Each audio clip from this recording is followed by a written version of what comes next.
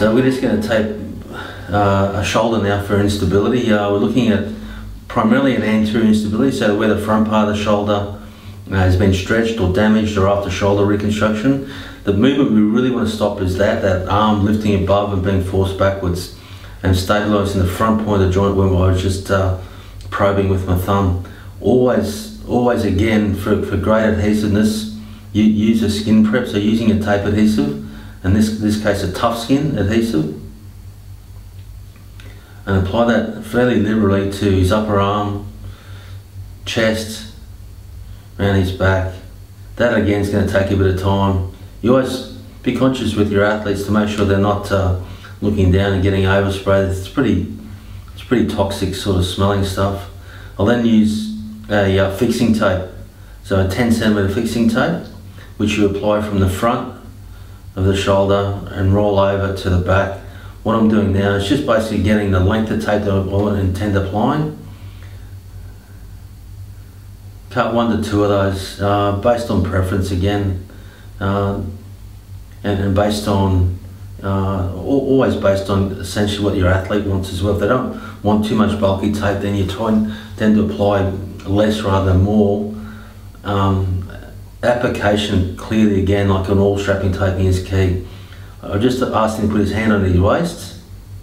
I'm applying my first anchor, just covering his basically the deltoid tuberosity, not going too low, not going too high.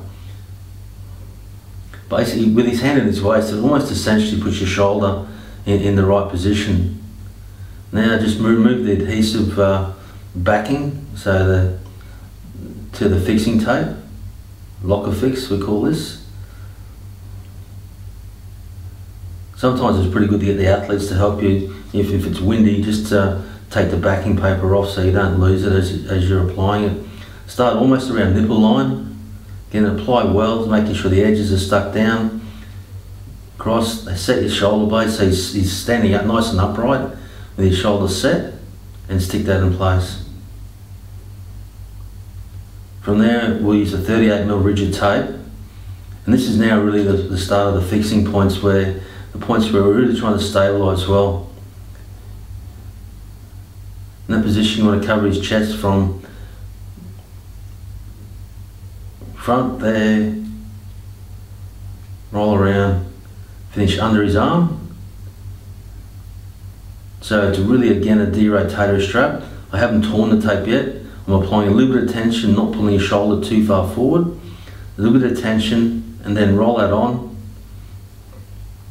There, across the front of his shoulder joint, which is we're trying to stabilise, and then we go from there. So following a similar line to that one. Wrap around, which is the derotatory part.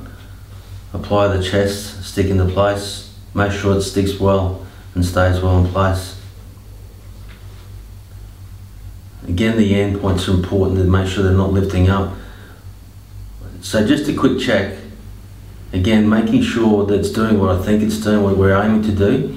When I saw that, it probably looked to me like he's allowing a bit of too much movement. So I'm going to work more anterior, so a bit further down his arm this time. Did another 1 to 2 times, check again. Now I'm seeing better restriction, so a better wind up at that point.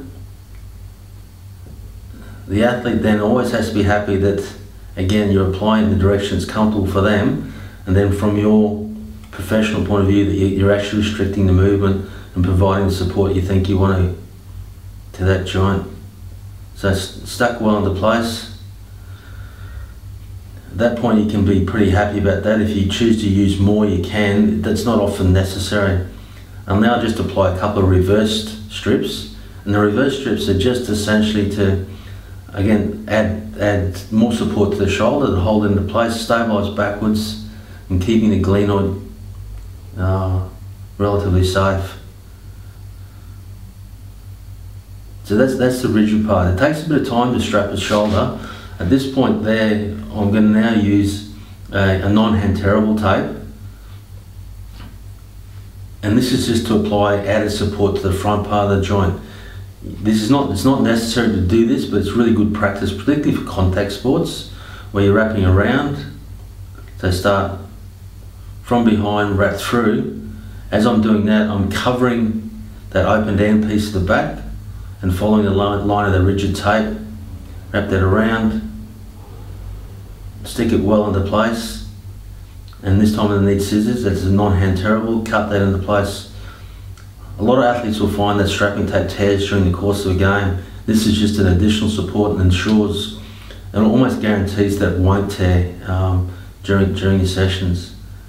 I add some anchoring points to hold the derotator straps we put on. Set that in place again, each time applying it properly, making sure it's padded and stuck down appropriately.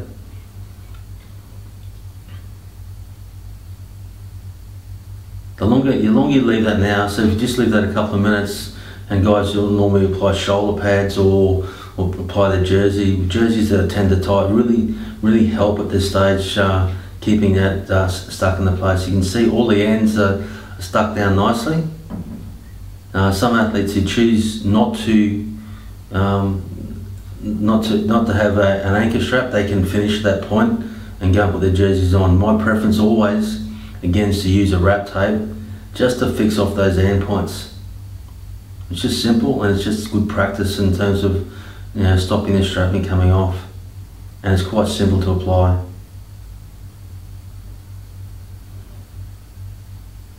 As you can see, quite a bit of work in getting one of these done, but when you do them, quite often you find you get very efficient and it's done quickly. Usually all these strapping tapes are done at the end of your strapping series, so ankles are done first and shoulders are done last. So that's Angus ready to go, ready to take the field, put his jersey on and go.